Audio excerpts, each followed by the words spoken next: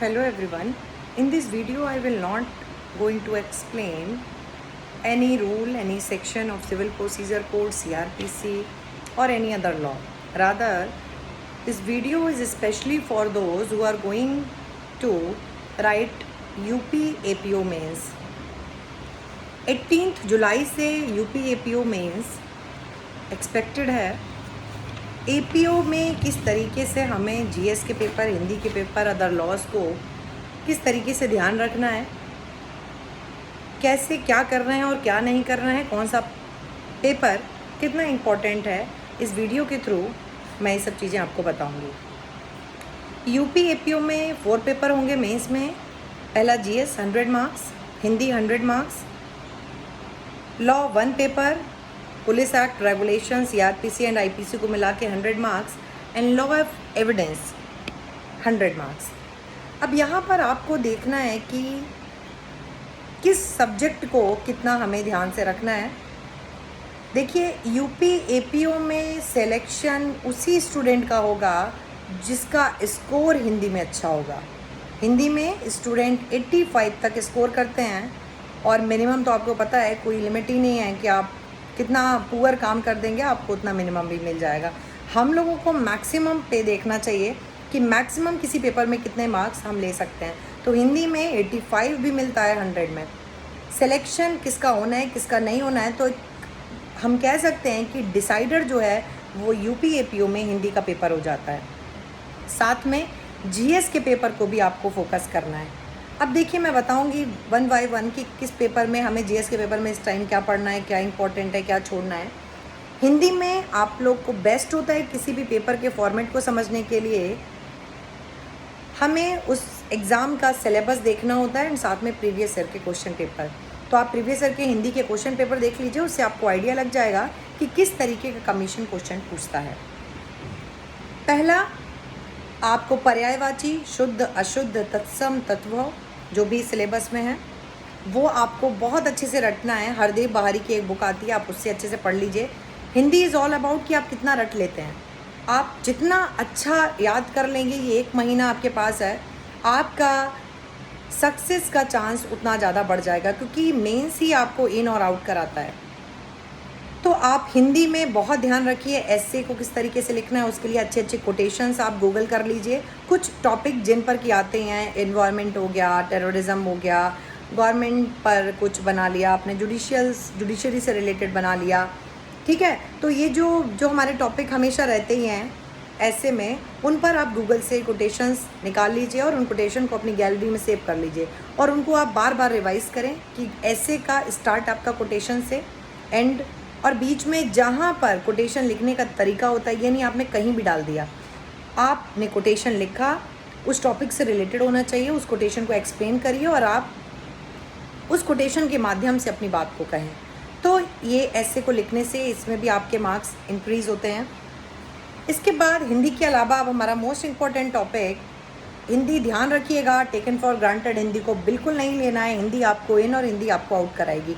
अगर आपका हिंदी में बिलो 65 है तो इस बार एपीओ में आप सक्सेस अपनी भूल जाएं, क्योंकि सीट्स बहुत कम है और अदर पेपर में आप 65-70 आपको लॉ में इजीली आ जाएगा, लेकिन हिंदी में इतना लाने के लिए आपको बहुत लेबर करना पड़ेगा. अब इसके बाद आते हैं जीएस के पेपर में. जीएस का पेपर में आपका अराउंड 20 मार्क्स के 20-25 मार्क्स का आपका इंडियन कॉन्स्टिट्यूशन से आएगा. बाकी आपका national news, international news, person in news, places in news, books, census, trophy, इससे क्वेश्चंस आएंगे. अब इंडियन कॉन्स्टिट्यूशन में आपको कौन कौन से टॉपिक इंपॉर्टेंट हैं मेंस के लिए. आपको प्रेम्बल में जो भी 42nd अमेंडमेंट से ऐड हुए हैं और जो important term, what is the meaning of secularism, socialism, Republic, democratic, इनका मतलब आपको, इनका मायने आपको पता होना चाहिए. इक्वालिटी क्या है ये आपको पता होना चाहिए. एफआर एंड डीपीएसपीज आपको बहुत अच्छे से आना चाहिए, विद केस लॉज आने चाहिए. इसको आप लोग देख लीजिए. हिस्टोरिकल बैकग्राउंड ऑफ कॉन्स्टिट्यूशन जिस तरीके से बना है, मतलब कॉन्स्टिट्यूएंट असेंबली किस तरीके से फॉर्म हुई, कौन कौन सी कमेटी थी, उनके कौन कौन चेयरमैन थे, कौन मेंबर, इसका आपको ड्राफ्टिंग कमेटी वगैरह, ये 5-6 कुछ कमेटी हैं जिनके आपको मेंबर पता होना चाहिए, कौन उसके चेयरमैन थे. किस तरीके से कितने दिनों में कॉन्स्टिट्यूशन बना, मतलब एक हिस्टोरिकल बैकग्राउंड आपको बहुत ध्यान से पढ़ना है। अब इसको कहाँ से पढ़ें? अभी तक आप जिस बुक से पढ़ रहे होंगे इस टाइम, ये टाइम नहीं है कि आप बुक चेंज करें। बट अगर आपके पास कोई बुक नहीं है तो आप एम लक्ष्मीकांत, TMH की एम लक्ष्मीकांत बहुत अच्छी बुक है, आप उसको पढ़ लीजिए। FR एंड DPSPs आपके बहुत अच्छे से तैयार होने चाहिए पूरे। उसके बाद प्रेसिडेंट, उसकी पावर और गवर्नर की power, and at present time what is the role of governor, governor का क्या रोल होता है, कितना सेंटर का कंट्रोल गवर्नर पे होता है, गवर्नर इम्पार्शियल है या as a representative of state, ये सब आपको ध्यान रखना है। उसके बाद centre state relationship most important, union and state का relationship, legislative and executive most important, इसको ध्यान रखिएगा। Doctrine of pith and substance आपको ध्यान रखना है। Separation of power with reference to judicial independence, what is separation of power, article 50, and साथ में कितनी हद तक इंडियन जुडिशरी इस टाइम इंडिपेंडेंट है, क्या जुडिशरी का के ऊपर एग्जीक्यूटिव का प्रेशर है, एग्जीक्यूटिव के दबाव में जुडिशरी है या इंडिपेंडेंटली अपने काम को कर रही है, इसको ध्यान रखिएगा। हाई कोर्ट और सुप्रीम कोर्ट का जुरिस्डिक्शन पर ध्यान रखिएगा। इसके अलावा FR एंड DPSP आपका हो गया, गवर्नर का रोल हो गया, इलेक्शन पर ध्यान रखिएगा, ट्रिब्यूनल इंपॉर्टेंट है, कॉन्स्टिट्यूशनल अमेंडमेंट जो इंपॉर्टेंट है 42nd, 44th, 74, 75, एंड उसके बाद जो रिसेंट कॉन्स्टिट्यूशनल अमेंडमेंट हुए हैं उसको आपको ध्यान रखना है।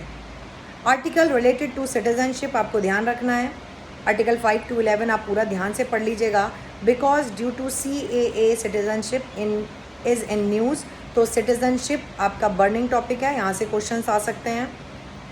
कॉन्स्टिट्यूशनल अमेंडमेंट पर आप ध्यान रखिएगा, 368 कितनी तरीके से हो सकता है, स्पेशल मेजॉरिटी क्या है, स्पेशल मेजॉरिटी क्या है उसको थोड़ा सा ध्यान, सिंपल एंड स्पेशल मेजॉरिटी में डिफरेंस ध्यान रखिएगा। इसके बाद आप इतना करने के बाद आपका जो नेक्स्ट टॉपिक है इज़ दी एब्रोगेशन और जम्मू एंड कश्मीर का status, article 373 most important, article 23 के साथ इसको पढ़िएगा, जम्मू कश्मीर की एक्चुअल पोजीशन, तो ये इंपॉर्टेंट है। इसमें भी topic related to secularism, secularism क्या है, what is the difference between Indian secularism and western secularism, इसको आपको ध्यान रखना है। सोशलिज्म क्या है, इसको थोड़ा सा ध्यान रखिएगा। फेडरलिज्म क्या है, India is a state of union, इसको India is a union of state, India is a union of state, इसको थोड़ा ध्यान रखिएगा। फेडरलिज्म से रिलेटेड क्वेश्चन इससे पूछा जा सकता है, what is the difference between Indian federalism and western federalism, what is the difference between Indian secularism and western secularism, इसको ध्यान रखिएगा। Article 25, article 21, article 14 and article 19, freedom of speech and expression, ये काफ़ी न्यूज़ में है तो इसको भी आपको ध्यान रखना है। It's all about the Indian constitution. And एक one more topic is the anti defection law, 10th schedule, बहुत ध्यान से पढ़िएगा शेड्यूल।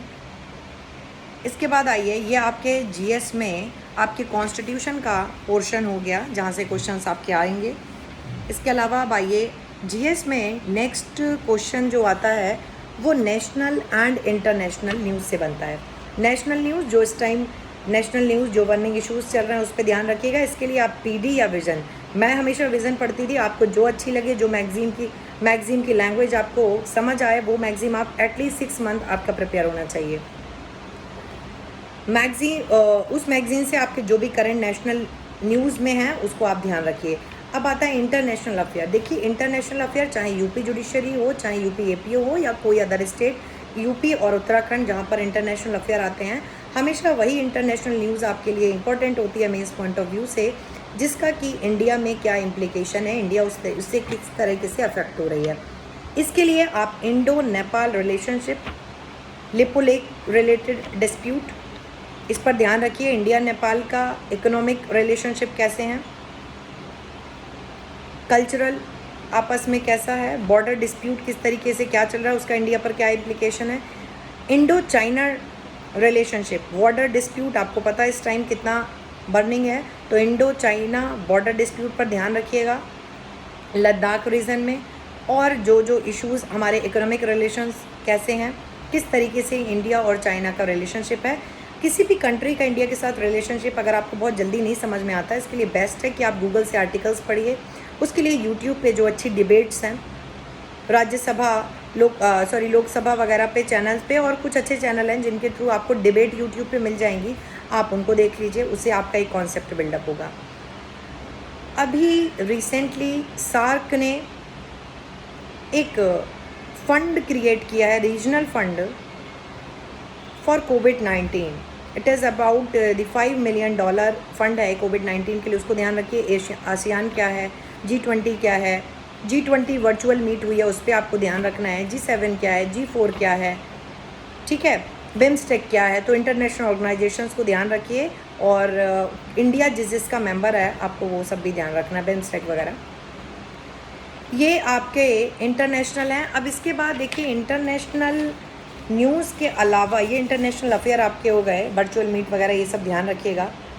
इसके अलावा आपके कुछ टॉपिक आते हैं, कुछ वर्ड होते हैं जिनको कि आपको एक्सप्लेन करना होता है। शॉर्ट नोट टाइप दिए हो रहते हैं जिनका वर्ड लिमिट 50, 80 इस तरीके से आता है एपीओ में, और जिनको आपको एक्सप्लेन करना होता है। देखिए, वो टर्म वही होंगी जो अभी इन न्यूज़ हैं, लाइक व्हाट इज़ कोविड-19। आपको कोरोना और कोविड-19 पर तो आपको रिसर्च कर लेनी है, क्योंकि इस पर शॉर्ट नोट मिलेगा, इस पर आपको लॉन्ग आंसर मिलेगा। वायरल इन्फेक्शन, वायरल डिसीजेज जितनी हैं उन पे आप लोग एकदम रिसर्च कर लीजिए, उनको एकदम पढ़ लीजिए। व्हाट इज़ डिजिटल इंडिया क्या है, कोविड-19 क्या है, कोरोना वायरस क्या है, आरोग्य सेतु डेफिनेटली, कोविड-19 डेफिनेटली एग्ज़ाम में है, आत्मनिर्भर भारत एग्ज़ाम में आपके रखा हुआ है, कोविड-19 रखा है। व्हाट इज़ सोशल डिस्टेंसिंग, ये पूछा जाएगा। वर्चुअल मीट, ये पूछा जाएगा। फुल फॉर्म्स आती हैं कुछ आपको एक्सप्लेन करने के लिए। तो फुल फॉर्म में कोरोना का टेस्ट किससे होता है, RT-PCR, इसकी फुल फॉर्म ध्यान रखिएगा। ICMR की फुल फॉर्म याद रखिएगा, NDRF, SDRF, इसरो। कुछ अभी तो इन न्यूज़ में तो कोरोना से रिलेटेड जो टेस्ट हैं, जो मेडिकल हमारी काउंसिल्स हैं, उनका सबका ध्यान रखिए। और एब्रिविएशंस आप गूगल से कर लीजिएगा।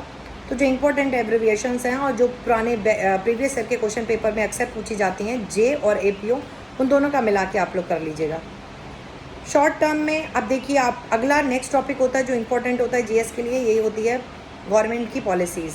तो आत्मनिर्भर भारत क्या है, आरोग्य सेतु क्या है, और जो गवर्नमेंट ने इस टाइम पॉलिसीज़ बनाई हैं किसान के लिए, लेबर्स के लिए, विडोज़ के लिए, इस कोरोना के टाइम में देखिए बहुत सारे असिस्टेंस दिए गए हैं। तो क्या क्या सेंट्रल गवर्नमेंट ने, यूनियन ने और यूपी गवर्नमेंट ने स्पेसिफिकली, उसको आप गूगल कर लीजिए और वो सारी योजनाएं आप निकाल लीजिएगा, उनको आप एक जगह लिख के उसको प्रिपेयर कर लीजिएगा, ठीक है। तो ये इट्स ऑल अबाउट आपके short note. Person in news आता है, तो वो पर्सन इन न्यूज़ आपको PD से या जो भी मैगजीन आप पढ़ते हैं 6 मंथ में वो मिल जाएंगे। प्लेस इन न्यूज़ वो आपको मिल जाएंगे जहाँ पर कुछ ऐसा अकरेंस, कुछ ऐसा इंपॉर्टेंट इवेंट जहाँ पर होता है, जहाँ कोई मीट होती है, नेशनल या इंटरनेशनल कॉन्फ्रेंस, या कोई ऐसी घटना या दुर्घटना जिसकी वजह से वो प्लेस इंपॉर्टेंट हो जाता है, उसको आप लोग ध्यान रखिएगा। इसके अलावा ट्रॉफीज़ आती हैं, कप्स आते हैं, उसके लिए आप ल्यूसेंट देख लीजिएगा। और प्रीवियस ईयर के क्वेश्चन पेपर बहुत ईजी हैं, कुछ 10-12 ट्रॉफी हैं, उनको आपको बस रटना है। जैसे रणजी कप और रोवर्स कप, रणजी ट्रॉफी क्या है, किससे रिलेटेड है, किससे रिलेटेड है, आगा कप किससे रिलेटेड है। तो बहुत सारी ट्रॉफीज़, कप हैं, उनको आप एक जगह लिस्ट कर लीजिएगा और रट लीजिएगा, वहाँ से डेफिनेटली क्वेश्चन आना है। पर्सन इन न्यूज़ मैगजीन से आपको मिल ही जाएंगे। तो इट्स ऑल अबाउट सेंसस पे आप लोग ध्यान रखिएगा, जीएस के पेपर में सेंसस से क्वेश्चन आ सकता है। तो it's all about your GS के पेपर। इसमें आपको मिनिमम 65 करना है, और इतना आप कर लाएंगे। आपको करना क्या है, आपको नेशनल न्यूज़ 6 मंथ की आप देख लीजिए। इंटरनेशनल मैंने बताया आपको, विजिट, जैसे यूएस प्रेसिडेंट यहाँ पर आए तो उसका इम्प्लीकेशन थोड़ा देख लीजिएगा। India China, India Nepal, Bangladesh, Myanmar, इनके रिलेशनशिप आप थोड़ा देखिएगा। इंडिया यूएस का आपस में देख लीजिएगा, ये इतने आपको देखने हैं। और आपको जो अभी कोरोना के चक्कर में जो जो इश्यूज चल रहे हैं उस पर थोड़ा सा आप लोग देख लीजिएगा। It's all about your GS के पेपर। इसमें आपको कॉन्स्टिट्यूशन का पेपर एकदम अच्छे से तैयार करना है। हिंदी मैंने आपको बता दिया, हिंदी आपको रटना है। हरदेव बहारी बुक ले लीजिए, प्रीवियस ईयर के क्वेश्चन पेपर ले लीजिए।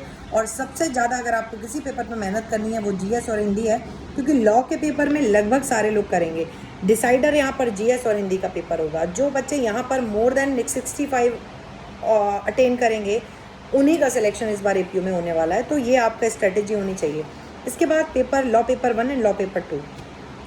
लॉ पेपर 1 में आपका पुलिस एंड रेगुलेशन से अराउंड 20-25 मार्क्स के क्वेश्चन आएंगे।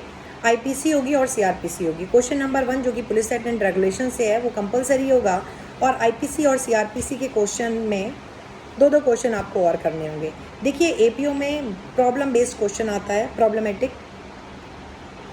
पुलिस एक्ट आप पूरा कर लीजिए। पुलिस रेगुलेशन में आपको वो प्रोविजंस करने हैं जो कि अरेस्ट इन्वेस्टिगेशन से डायरेक्टली रिलेटेड हैं। इसके अलावा आपको आईपीसी में क्या करना है? आईपीसी में आपको section 34, 149 criminal attempt and criminal conspiracy, इस पर आपको ध्यान रखना है। अटेम्प्ट एंड क्रिमिनल कॉन्स्पिरेसी पर ध्यान रखिए। जनरल डिफेंसेस आपको बिल्कुल अच्छे से करना है। कल्पेबल होमिसाइड मर्डर, इस पर भी आपको प्रॉब्लम बेस्ड क्वेश्चन आएगी। जनरल डिफेंसेस से भी आपको प्रॉब्लम बेस्ड क्वेश्चन आएंगे। हर्ट, ग्रीवियस हर्ट आपको देख लेना है। 511 पे प्रॉब्लम बेस्ड क्वेश्चन आएंगे, इसको देख लीजिएगा। सीआरपीसी में आपको चारों ट्रायल देखने हैं। चैप्टर 12 बहुत अच्छे से देखना है। अरेस्ट सेक्शन 41 से लेकर आपको पूरा आगे देखना है। 51 और सीजर वगैरह अटैचमेंट ये देख लीजिएगा। चैप्टर 12 देख लीजिएगा। कॉग्निजेंस और ट्रायल ऑन कंप्लेंट केसेस पर ट्रायल कैसे है, चारों ट्रायल आपने देख लिया। प्ली बार्गेनिंग देख लिया। मेंटेनेंस देख लीजिएगा। तो ये काफ़ी इंपॉर्टेंट है। लेकिन चैप्टर 12 एंड चार्ज फ्रेमिंग बहुत इंपॉर्टेंट है। 211(2) फिर ज्वाइंडर ऑफ, वो सब आप 225 तक देख लीजिएगा, और उसके ऑनवर्ड्स आपका सेशन ट्रायल स्टार्ट हो जाएगा।